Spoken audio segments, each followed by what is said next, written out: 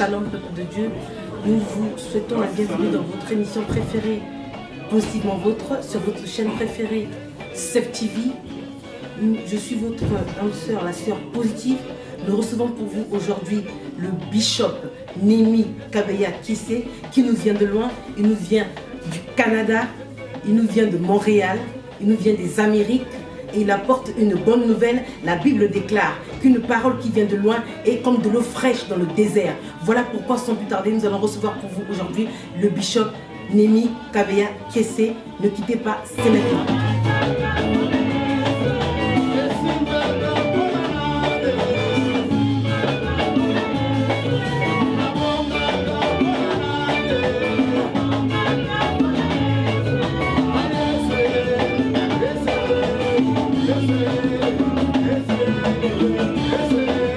Bishop, bonjour. Bonjour ma sœur. Je suis dans la joie de vous recevoir enfin sur le plateau de Positivement Vôtre depuis le temps que j'essaie de vous avoir. Ouais, nous rendons gloire au Seigneur, c'est vrai. Ça n'a pas été facile parce que nous étions très occupés avec le programme qu'on avait ici sur place en Belgique et en Norvège. C'est ainsi que nous étions un peu tiraillés ça et là. Mais nous rendons gloire au Seigneur qui a permis que tout soit réunis pour qu'on puisse se rencontrer, même en dernière minute. Bishop, vous êtes le fondateur et le visionnaire de l'église évangélique La Restauration des Nations. Est-ce que vous pouvez nous en dire un peu plus? Oh, nous rendons gloire au Seigneur pour cette grâce de commencer cette église, précisément à Montréal. Et nous bénissons le Seigneur pour cela. Pour vous en dire plus, c'est une église qui a une mission d'apporter la restauration dans la vie du peuple de Dieu. Restauration sur le plan spirituel, sur le plan social, sur le plan mental, sur le plan physique. Et de là, si nous pouvons un peu essayer de définir le mot restauration, ça veut dire reconstruire, redonner vie à quelque chose qui a été construite et détruite. Et maintenant, pour la reconstruire ou pour la restaurer, nous sommes appelés à nous poser quelques questions. Quels sont les matériels qui ont été utilisés avant pour que cette maison soit détruite? Parce qu'on ne peut pas rebâtir sur des anciens fondements, on ne connaît pas quel type de fondation qu'on avait mis là-bas. Et avec Christ, nous sommes appelés à fouiller, à aller jusqu'au fond, savoir quelles sont les fondations qui sont là. Parce que nous ne voulons plus bâtir sur le sable, nous voulons bâtir sur le roc qui est Jésus-Christ. Et quand une maison est rebâtie sur Jésus-Christ, cette maison est stable. Voilà pourquoi notre mission est de restaurer, redonner vie, redonner espoir à toi qui, la vie, le diable s'est servi de ton passé pour détruire ta vie. Mais avec Jésus, tu peux la rebâtir encore. Avec Jésus, tu peux la reconstruire. Avec Jésus, tu peux la restaurer, la redonner une vie encore et embellir cette vie pour qu'elle soit plus meilleure. Car c'est à cela que Christ nous a appelés. Merci, homme de Dieu. Est-ce que le public de Positivement Vôtre peut savoir, peut connaître qui se cache derrière le grand homme de Dieu, le bishop Némi Kabeya Kissé? Quelle est votre histoire? D'où venez-vous? Comment a commencé votre relation avec Dieu, votre histoire avec le Seigneur? Waouh, ça c'est une grande question ça. Merci. Je ne sais pas par où commencer parce que si je me mets à commencer de ma jeunesse, nous risquons de ne pas terminer l'émission. Mais je vais vous dire brièvement, il s'avère que le Seigneur m'a rattrapé quelque part dans une brousse, dans un petit village, dans une petite cité, dans le Katanga, au Chaba. Là je parle, nous sommes en République démocratique du Congo, c'est à Fungurume précisément. Et Fungurume c'est à 85 km de Likasi. Je suis natif de Likasi, mais j'étais là-bas pour des... J'étais parti dans cette ville, dans cette cité-là pour des business. Mais arrivé que ça n'a pas marché, bref, c'est là que j'ai rencontré Christ comme Seigneur et Sauveur. Mais avant ça, il y avait un ami qui est de mon quartier. Et mon père, c'était un ouvrier à la Jekami. Et nous habitions la cité Jekami à la cité Sojeshim. Et dans cette cité-là, il y avait un ami qui habitait chez sa soeur. Cet ami, il était chrétien. Et il priait déjà. Et une fois, il est venu avec une vision à 2 reprises. Oh, le Seigneur m'a parlé de toi. Or, à cette époque-là, s'il vous plaît, ne me parle pas de Jésus. C'était grave pour moi de me convertir. Mais à 3, 4 reprises, il revenait toujours. Il revenait. Moi, Dieu m'a parlé de toi parce que j'ai chanté aussi avant de me convertir. Il dit, avec cette belle voix que tu as là, Dieu m'a dit qu'il t'amènera jusqu'aux extrémités de la terre. Mets-toi en tête quelqu'un qui, pour lui-même, un petit voyage de 5 €, c'est un luxe. Alors tu lui dis que Dieu va t'amener quoi? aux extrémités de la terre. Tu dis, mais ce monsieur est fou. Si un 5 € est un luxe pour moi, alors les extrémités de la terre, je vais aller là-bas comment? Bref, je voyais qu'il me trompait de la part de Dieu. Et quand je me suis converti plus tard, j'ai commencé l'exploit avec ces dieux. Je me suis converti dans ce village-là à Fongroume et je suis arrivé à Likasi quelques mois plus tard. Là aussi, il m'a rencontré. Dès que je suis arrivé comme la nuit, le lendemain, la première personne que je rencontre, c'était lui encore. Il vient me voir et dit, je n'ai pas dormi cette nuit, Dieu m'a parlé de toi. Je dis, mais toi là, qu'est-ce que tu as? Je dis, ok, je vais te faire plaisir. Aujourd'hui, on va aller à l'église. Il ne savait pas que je venais de me convertir. Il y a quelques mois que je venais de me convertir. Là, nous sommes dans les années 85. Et vous êtes converti comment? En 85. C'est encore un témoignage profond, qui est très long, que nous aurons à partager plus tard. Un autre jour, je crois, nous aurons encore une autre émission. Là, j'ai parlé de mon témoignage maintenant, comment je suis venu à Christ. Mais là, laisse-moi aller vite par rapport au temps. Bref, ce jour-là, il m'a pris. Nous sommes allés à la réunion de la Ligue pour la lecture de la Bible. C'était un bien-aimé que j'aime beaucoup, le pasteur Jacques Okolo, qui exhortait ce jour-là dans le salon de l'un de nos amis. On nous parlera que le ministère Rama du plein évangile organisait une croisade d'évangélisation avec le pasteur Jean-Pierre Kassongo qui venait de Kinshasa. Et nous sommes allés à cette croisade. Et c'est de là, cette croisade organisée par le ministère de l'apôtre Magila et Mwambalou Bilangi, qui vient de nous quitter d'ailleurs il y a quelques mois, il y a un mois à peine. Alors, bref, c'est là que nous nous sommes engagés et le Seigneur nous a fait grâce. Nous sommes engagés dans cette église et Dieu nous a fait du bien dans cette église. Nous avons été encadrés par ces hommes de Dieu qui étaient durs avec nous de caractère, mais ils nous ont formés. Cette dureté a créé en nous un caractère. Et nous étions nombreux. Quand je suis arrivé, je trouvais des bien-aimés qui étaient là. Mon ami le bishop OPC, le bishop Chalo qui est à Cape Town, bishop OPC et aux États-Unis, à Atlanta. J'ai trouvé pas mal de gens. Bishop Dada qui est à Kinshasa, Sendasubila. Il y a pasteur Odon Lubaya qui est à Kinshasa. Et nous avons découvert que nous avions été appelés. D'accord. C'est là que j'ai compris que c'est vrai, j'ai été quoi? Appelé au pied de ces hommes-là. Et ils nous ont commencé à nous encadrer, ça a créé à nous la soif de servir le Seigneur. On a commencé à servir le Seigneur très jeune. J'étais encore très jeune, nouvellement aussi marié à cette époque-là. Et Dieu nous a fait grâce. Et c'est lors de cette convention, un message encore prophétique est sorti sur moi pour me dire que ma place n'était plus au Katanga, ma place était à Kinshasa. C'est comme ça que je suis venu à Kinshasa pour travailler au Full Gospel comme responsable du département de louange et adoration. Et aussi, on a commencé à donner les affermissements au Full Gospel. Et quelques temps plus tard, Dieu a fait grâce encore. Il nous a appelés d'aller nous engager au ministère du combat spirituel, communément appelé la CIFMC. Et là-bas aussi, nous y avons travaillé pratiquement 15 ans, jour pour jour. Et ça fait pratiquement 10 ans que le Seigneur nous a appelés pour maintenant nous ramener dans notre vision qui nous avait parlé de faire une église. C'est là que nous sommes avec l'église. L'église est du Congo ainsi que le sud du Congo. Et au Congo-Kinshasa, l'église est dirigée par la révérende pasteur Elisabeth Kassongo. C'est elle qui est avec l'église ACPI, Assemblée chrétienne du plein évangile universel. C'est elle qui est là-bas, qui est en train de diriger cela. C'est notre église qui continue là-bas. Et en Europe, Dieu nous a fait grâce, nous avons pas mal d'enfants. C'est comme ça que nous sommes venus cette fois-ci les rendre un peu visite pour passer un peu cette tournée-là. Notre mission est la vie. Rebâtir la vie de quelqu'un. Et avec Christ, tout est possible. Et quel est votre message phare? La restauration. Okay. Mon message phare, c'est la restauration. Homme de Dieu, nous bénissons le Seigneur pour sa réponse éclairée. Nous voulons connaître votre avis. Vous qui avez fait plusieurs églises, vous avez été, là vous avez connu le Seigneur, vous avez été au Full Gospel, au ministère du combat spirituel, et là maintenant vous êtes dans votre propre, vous êtes entré dans votre propre ministère où le Seigneur vous a appelé, toutes ces églises que vous avez fréquentées là. Et aujourd'hui, avec ce qui se passe dans les églises, que ce soit au Canada, là-bas à Montréal, aux États-Unis, ou en Afrique, même en Europe, avec les pratiques qui se passent aujourd'hui dans toutes les églises, qu'est-ce que vous pensez de ces pratiques-là? Quel genre de pratique vous parlez? Il faut être précise pour que je puisse un peu répondre aussi clairement. Alors, je ne sais pas, vous avez entendu parler de certaines pratiques qui se font en ce moment dans les églises, les pasteurs, par exemple, qui font les impositions, ce n'est plus l'imposition des mains, mais l'imposition des pieds. Il se passe tellement des pratiques bizarres en ce moment, on a beaucoup entendu parler. Par exemple, il y a certains pasteurs, hommes de Dieu, qui prêchent le fait de sortir de son corps. Il y a tellement de choses, maintenant il y a de nouvelles doctrines qui sont sorties, alors on ne sait plus qui croire, quelle pratique faire, ne pas faire, on ne sait plus.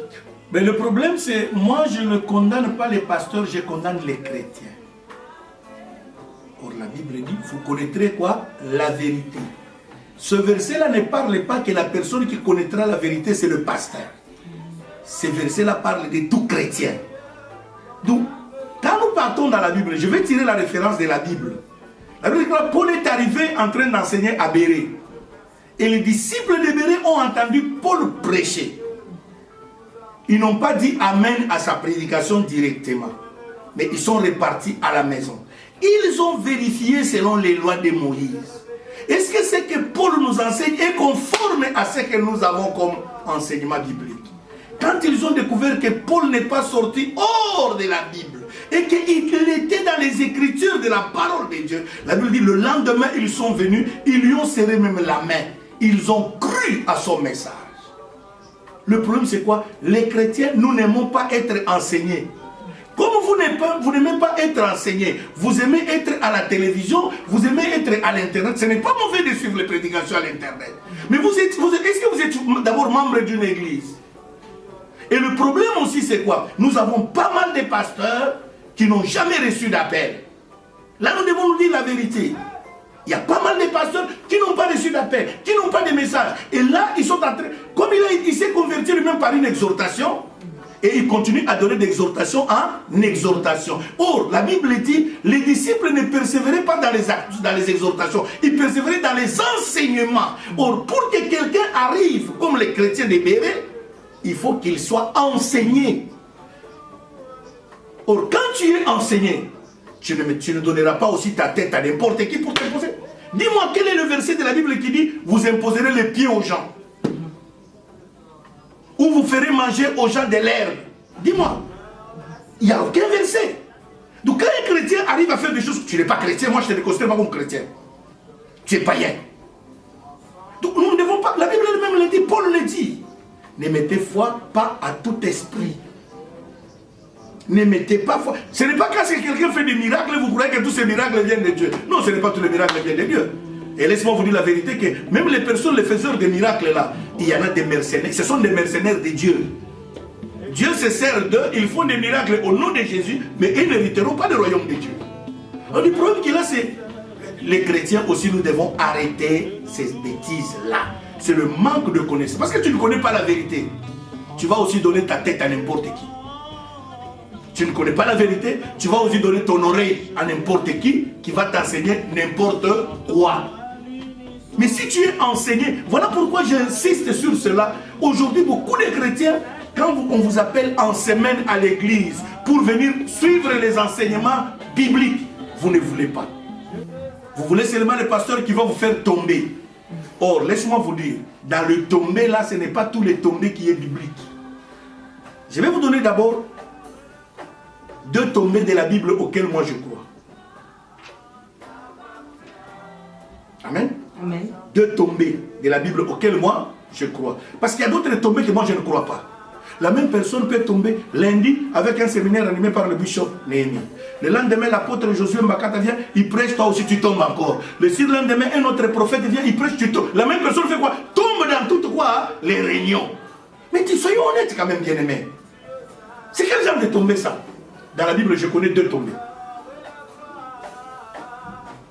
Ou la personne tombe pour se convertir, ou la personne tombe pour ne pas se convertir. Je m'excuse. Le tombé de ne pas se convertir, c'est le tombé de ceux-là qui sont venus arrêter Jésus dans Jean chapitre 18. Les soldats que Judas a amenés. Jésus les avait venir, Jésus était dans le jardin, il sort à leur rencontre. Il leur pose la question, qui cherchez-vous? Ils ont répondu, Jésus de Nazareth. Jésus leur a dit, me voici. La Bible dit, ils ont reculé de quelques pas, ils sont tombés par terre. Quand ils se sont relevés, ils n'étaient pas convertis, ils sont restés les mêmes, dans la confusion.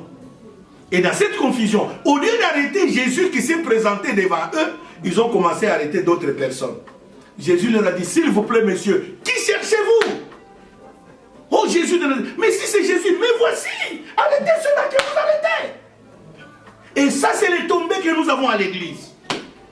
Des gens tombent tous les jours sans délivrance. Là, c'est les tombées des gens qui étaient venus arrêter quoi? Jésus, ça c'est le spectacle. Le vrai tombé, c'est le tombé de Paul.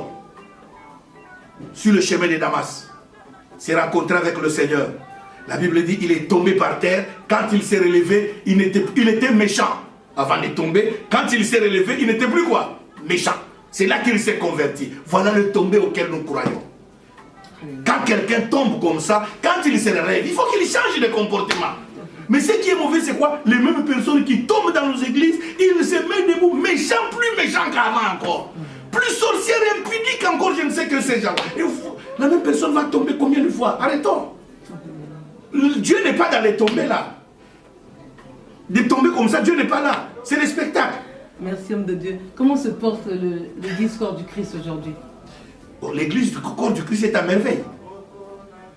Parce que les versets bibliques s'accomplissent. Jésus lui-même avait parlé de la parabole des livrets et du blé. Laissez les deux quoi? Croître ensemble. C'est au jour de la moisson qu'on saura qui est dans le vrai et qui est dans le faux. Et moi je l'ai dit, laissons les deux partir ensemble. Ceux qui ont le vrai, sortez, parlez le vrai. Que ceux qui ont le faux, sortent aussi, parlent le faux. Et au jour de la moisson, nous connaîtrons qui est dans le vrai, qui est dans le faux.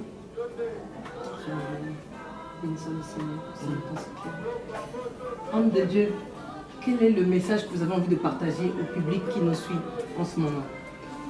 Le message que je peux partager en ce moment avec le peuple de Dieu qui nous suit à travers le monde entier, j'aimerais nous exhorter, bien-aimés.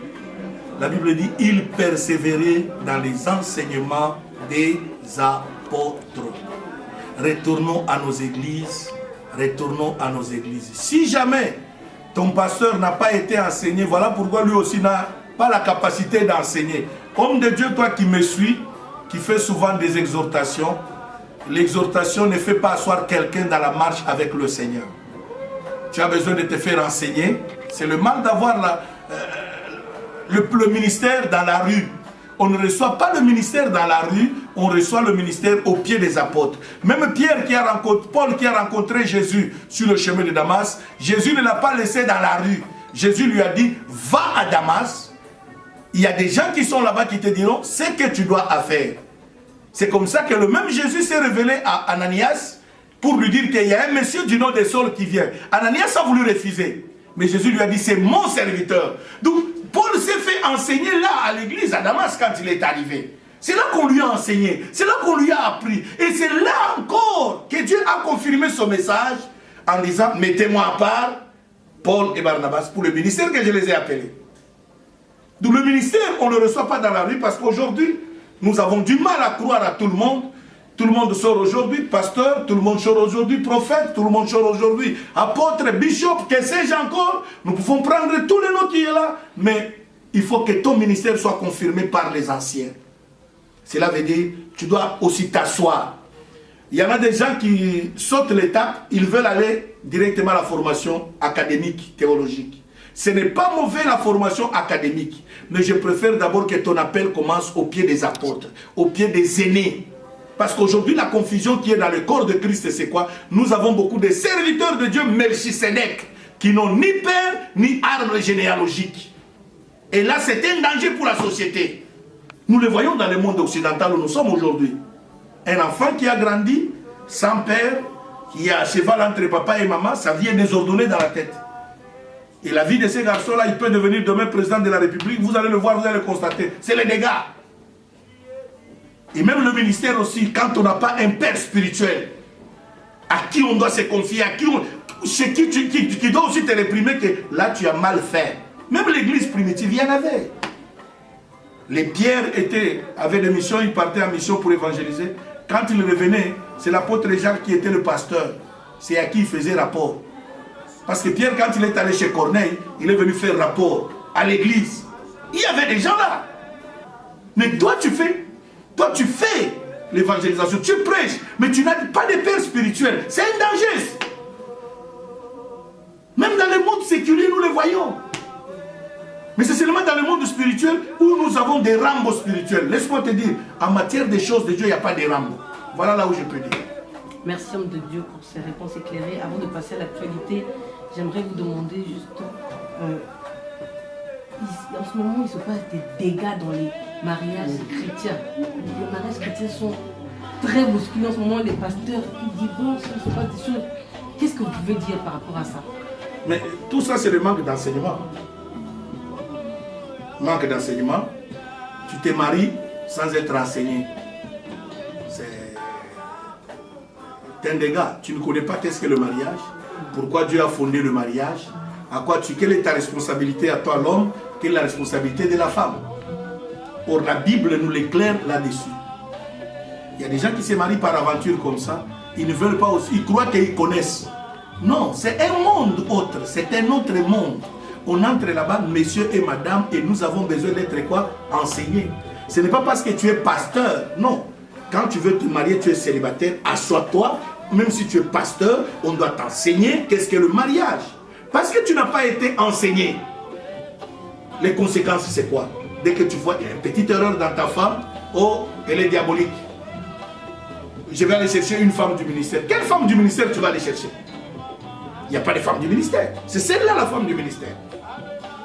Or, ton Dieu n'est pas puissant. Si ton Dieu était puissant, il pouvait commencer par convertir ta femme. Et comment faire si tu as fait un mauvais mari, tu as épousé la mauvaise personne? Quelle mauvaise personne? Qui t'a dit que c'est mauvaise personne? Mauvaise personne par rapport à quoi et par rapport à qui? Si ce n'est pas la bonne femme que tu as épousée. Quelle bonne femme? Par rapport à quoi et par rapport à qui? Si elle ne te soutient pas. Où? Et tu sais, quel Dieu que tu sais? C'est là le problème. Il faut partir à la genèse. C'est pour cela que quand on nous dit nous devons nous faire enseigner, c'est important. Là, il y a aussi un enseignement qui permet aux célibataires pour leur dire comment faire le choix du conjoint. Parce que là aussi c'est un problème. Le jeune d'aujourd'hui, quand on vous dit asseyez-vous, on va vous dire comment on va vous aider pour faire le choix. Non, non. Toi c'est les lumières que tu vois, les rouges à lèvres qui te frappent, tu dis moi c'est celle-là. Or les rouges à lèvres là, ce n'est pas le comportement dans la maison. Et maintenant demain tu vas dire que non, j'ai fait mauvais choix. Non. C'est parce que tu n'as pas voulu écouter les conseils. Tu n'as pas voulu être enseigné. Et quelle est la solution? Nous là qui avons des femmes là, est-ce qu'elles étaient saintes? Est-ce que nous-mêmes nous étions saints? Si je suis arrivé à mes 30 ans aujourd'hui de mariage, c'est grâce à Jésus. 30 ans de mariage avec la seule et l'unique femme. Nous sommes à notre 30e mariage, 30e année de mariage. Le 6 novembre ici, on vient de fêter 30 ans de mariage, jour pour jour. Il y a eu des hauts et des bas. Mais qui m'a aidé? C'est Jésus. Je ne suis pas saint. Je ne suis pas un extraterrestre. J'ai mes défauts. Ma femme a ses défauts. Mais Jésus nous a aidés à nous supporter, à nous accepter, à nous aider mutuellement. C'est Jésus qui doit nous aider. Oh, notre Dieu que nous prions, c'est un faux Dieu. Merci, homme de Dieu, pour toutes ces réponses. Je crois que l'homme de Dieu a beaucoup de choses à nous apprendre. Oh là là. Bien-aimés, vous qui nous suivez, donc aussi votre cher internaute, cher homme, chère femme, chers frères, chères sœurs, mademoiselles, messieurs, mesdames, nous avons une grâce particulière ce soir de recevoir ce grand homme de Dieu qui est rempli d'expérience, rempli d'enseignement. Je crois qu'il faudra une seconde émission pour recevoir tout ce qu'il a donné. Cet homme a beaucoup de choses à donner. Oh bien-aimés, homme de Dieu, nous allons maintenant rentrer dans ce que nous appelons actualité. Nous allons brièvement parler de ce qui se passe en moment d'actualité et en ce qui concerne la rubrique politique. Que pensez-vous des élections qui viennent d'avoir lieu aux États-Unis? Les élections qui viennent d'avoir lieu aux États-Unis, si nous parlons de démocratie, le peuple a fait un choix. C'est le choix du peuple que nous devons accepter.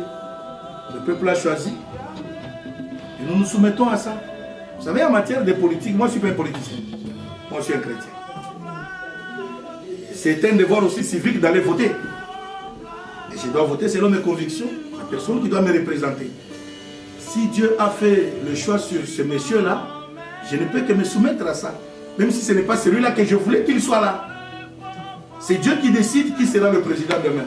Et quand Dieu permet que, quelle que soit la caricature que la personne peut avoir, Dieu peut décider que ce méchant-là soit là pour changer d'autres choses. Dieu, c'est Dieu qui décide. Qui va condamner Dieu? Personne. Et en ce qui concerne les élections de nos pays, nous savons comment ça se passe. Est-ce que pour bénir le peuple, parce qu'il sait que celui qui va se présenter, ce sera un païen, il va voter des gens en fonction des païens, ou qu'est-ce que nous faisons? Nous sommes impuissants, nous faisons quoi? Non, le problème, moi j'encourage les chrétiens qui font la politique. Mais je n'encourage pas les pasteurs à faire la politique. Parce que d'abord, toi tu es pasteur, tu dois être au milieu du village. Tout le monde doit venir vers toi. Donc si tu veux faire la politique, tu es obligé de quitter ton pastorat, ton ministère, pour ne pas être impartial. Mais j'encourage les chrétiens qui n'ont pas un ministère pastoral de faire la politique. Donc le chrétien peut se présenter. Un chrétien peut aller faire sa politique, moi je l'encourage. Parce que nous devons avoir aussi des chrétiens là-dedans qui font la politique. Parce que si nous ne sommes pas là, les lois qui se votent aujourd'hui, regarde aujourd'hui avec les lois occidentaux, on nous impose des fois en Afrique que nous commencions à voter des lois sur l'homosexualité. Mais si nous avons des chrétiens là-dedans, ils vont dire non. Le problème, c'est parce que nous n'avons pas de chrétiens là-dedans. Voilà pourquoi j'encourage les chrétiens, des enfants de Dieu, à faire la politique. Parce qu'au moins, il y aurait un peu l'équilibre là-dedans. Ils vont balancer des bons côtés pour défendre aussi le nôtre. Parce que, regarde aujourd'hui, dans les pays musulmans, vous verrez que les musulmans, les citoyens musulmans, les frères musulmans font quoi? La politique. Et quand ils font la politique, ils prônent la charia. Ils décident sur la charia. Ils font influencer la politique du pays par la charia. Mais si nous avons des chrétiens, ils vont aussi influencer la politique du pays par la Bible. Mais si nous n'en avons pas, nous allons nous soumettre maintenant, comme la Bible dit, toute autorité vient de qui? De Dieu. Ok, on va nous dire aujourd'hui, votez pour les homosexuels. Nous allons accepter. Nous allons accepter. Mais qu'est-ce que nous allons faire? Parce que nous avons joué la politique de la chaise vide. Voilà pourquoi j'encourage les chrétiens, les frères en Christ, sauvés, nés de nouveau, de faire la politique. Comme ça, ils vont faire. Quand il y aura des votes comme ça, il va venir consulter son pasteur. Papa, voilà, il y a telle loi. Quel conseil que tu me donnes? Non, voilà comment tu dois passer. Commence par influencer 1, 2, 3, 4, 5 députés, 6 députés. Et vous aurez maintenant une majorité au niveau de la députation pour bloquer cette loi à ne pas passer. Voilà comment on peut faire. Et si tu sers le Seigneur et que le nouveau gouvernement aujourd'hui, par exemple, dans notre pays, en RDC, on te nomme ministre, je ne sais pas, conseiller, député, qu'est-ce que tu fais? Tu refuses ou tu acceptes? Mais c'est ce que j'ai dit. Pour ne pas faire la confusion, tu es pasteur, tu es obligé de démissionner de ton pastorat pour aller devenir maintenant faire la politique. Si tu es convaincu. Parce qu'on ne peut pas faire les deux. Parce que tu es un pasteur, tu es le pasteur de tout le monde, et de l'opposition, et de la majorité au pouvoir. Parce que tous viennent dans ton église. Et maintenant, tu vas te partager comment? Tu dois être impartial. Tout à fait. Un pasteur est impartial.